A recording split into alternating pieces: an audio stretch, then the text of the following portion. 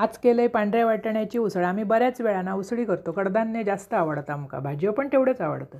स्वच्छ धुवून भिजत ठेवलं आहे, त्याच्यात घातलं आहे बारीक चिरून कांदो, बारीक चिरून बटाटे आणि बारीक चिरून टोमॅटो. 3 शिट्यो काढून घेतले. ते वाटाणे आणि बटाटे ना मिळान येतं म्हणजे उसळ भारी लागतं. अशी करून बघा.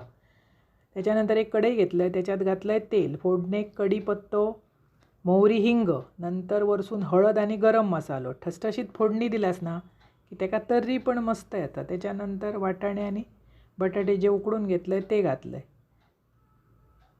अर्धो चमचो गोडो मसालो, चवीपुरता मीठ. मस्त मिळान येतं उसळ ही ना पुरये पावाबरोबर एकदम अप्रतिम लागतं. अशी करून बघा.